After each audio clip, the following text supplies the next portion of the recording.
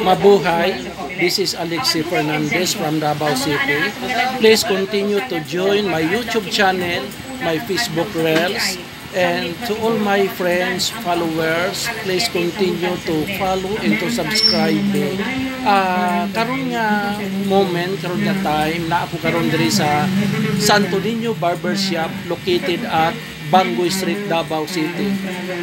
For those people nga wala pa makaswito kung asa ang Santo Niño Barbershop, asa ang Bangoy Street, kini nga barbershop at bang mismo sa Leo Rivita Salon. Duol gud siya or at bang siya duol sa NCCC Bolton. Kining Santo Niño Barbershop suki na ko diri. O kining nagupit sa ko si Obet Trabero. Suki nami for more than 30 years or 32 years rather. Obet Trabero bet.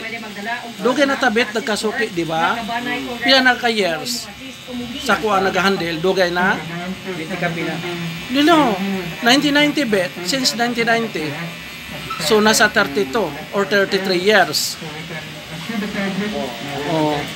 So, to all the Dabaweños, mga residente nga nagpuyo sa Ponciano, Claveria, San Pedro, Bangkirohan, Jacinto, basta doon lang diri, try to visit Santo Niño Barbershop. Pangitaan lang ninyo si Obet Trabero. Hanas na niya kayo nga barbero, maayo siya magupit.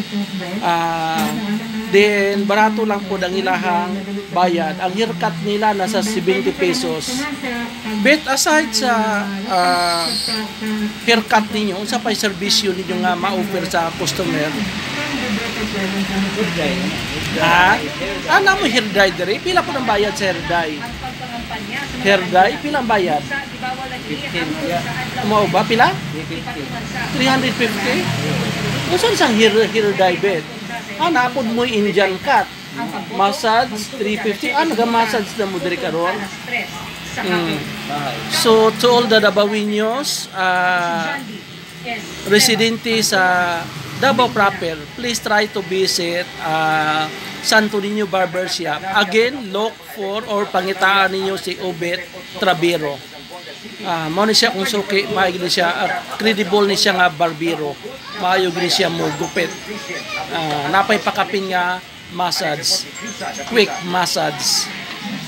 Thank you everyone. Thank you for always watching me and following me. To all my friends and followers, please continue to subscribe and to follow me in my YouTube channel and Facebook Reels, Alexi Fernandez. God bless everyone and happy weekends.